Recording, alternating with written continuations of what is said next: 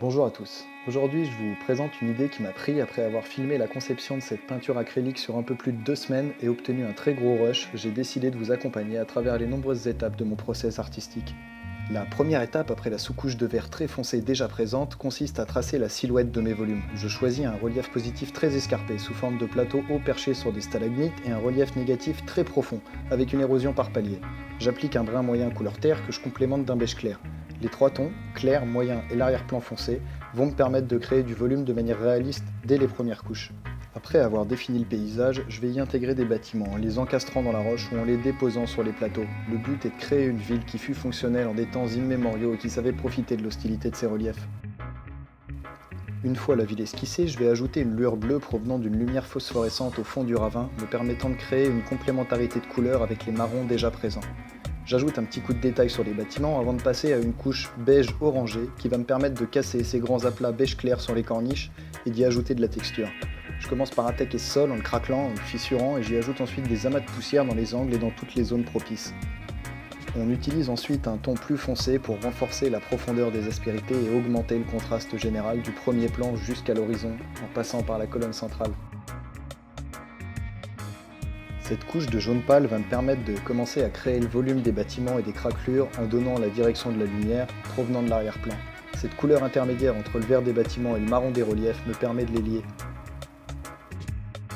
Vient ensuite la couche la plus foncée du spectre. C'est le moment de donner du corps à notre composition avec cette encre acrylique noire satinée que j'applique avec un pinceau à réservoir.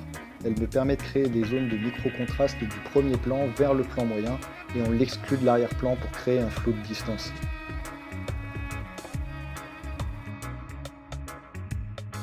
Pour diriger le regard à travers la composition, j'ai ajouté cette passerelle qui relie la colonne centrale à l'avant-plan. Je commence ensuite le dégradé qui va composer mon ciel. Il est habituellement plus facile de peindre le ciel en premier puis de construire l'avant-plan par-dessus, mais on va dire que j'aime me compliquer la vie et j'ai choisi de faire différemment.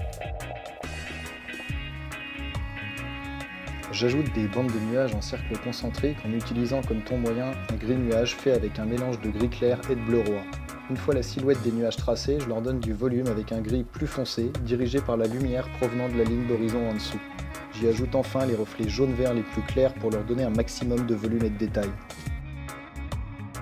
Maintenant que le premier plan et l'arrière-plan sont complets, je vais travailler sur le plan moyen en lui donnant de la cohésion avec une couche de vert très foncé. Vous pouvez également remarquer que j'ai eu la bonne idée de placer la caméra derrière mon épaule avec un angle plus hasardeux sur la composition, lui permettant ainsi d'y voir que dalle. On arrive enfin à la couche finale, ma préférée. Après avoir parcouru tout le spectre de couleurs pendant de nombreuses heures, on s'arrête sur celle-ci, le blanc. Cette couleur étant celle de la réflexion, je l'applique sur les contours des bâtiments avec parcimonie afin de faire ressortir tous les volumes et les détails, en insistant sur les parties en vert pour travailler leur scintillement. Ça y est, je crois qu'on est bon. Notre cité antique est terminée. J'ai atteint la quantité de détails souhaitée sur chaque millimètre carré de tableau grâce à ces nombreuses étapes de composition. J'espère que cette vidéo vous a plu, n'hésitez pas à me dire ce que vous en pensez dans les commentaires et à vous abonner. Je vous dis à très bientôt.